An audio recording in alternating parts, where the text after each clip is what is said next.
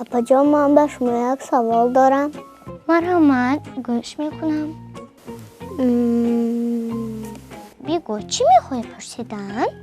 معلمه برای چی به شاگردانش میگوید که پگاه با والدینتان به مکتب برید؟ این چی معنا دارد؟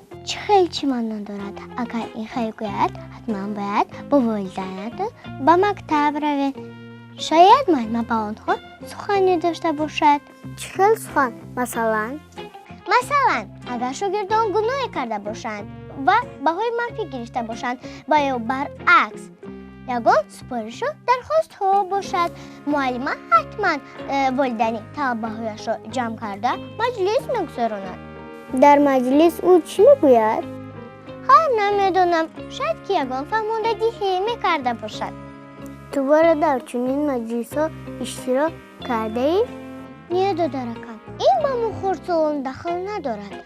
اما من باره از پشت در کمی چیز شنیده بودم و درباره این خیلی جمعیت ها کمی هم باشد معلومات دارم. چی معلومات بوده است؟ و من هم بگید اپاجان. باره من شنیدم که معلم ما پدر یکم صفمان را خیلی تعریف و زیاد کرده. میگفت که پسرتان خوب میخواند، کوشش های زیاد میکند، گپ در راه است.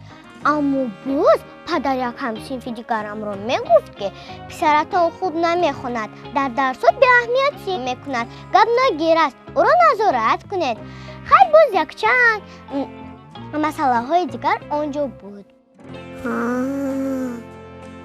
چرا تو از من در این باره سوال میکنیم؟ نه چیز نه، فقط که چی فقط که؟ بگوی آخر چی گپ شد؟ معلم قطار امید رسول ما را هم گفت پگاه با پدر و مادرتان به مکتب بیایید. برای چی؟ امید رسول با هم جنگ کردند ولی من آنها را خلاص نمودم. نمیدونم چرا معلم ما را هم قطار آنها شمرد. خیر هیچ گپ ندارم. گناه نداشته باشی نترس. پدر مادرم رو به مکتب دعوت بکن تا که با تو به مکتب بروند. پگاه معلوم میشود که معلم به آنها چی میگوید. خوب شده سپاجان، چی ترسم؟ من که گناه ندارم. شما نیز همسایان عزیز از دعوت والدینتان به مکتب هیچگاه سرکشی نکنید.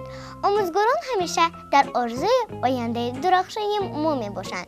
همه کوشش های آنها تنها برای بهبودی حیات آسایشته ما می باشد. کوشش کنید که باباهای خوب و اعلی خوانید. در مکتب رفتار نیک و پنداری نیک داشته باشید.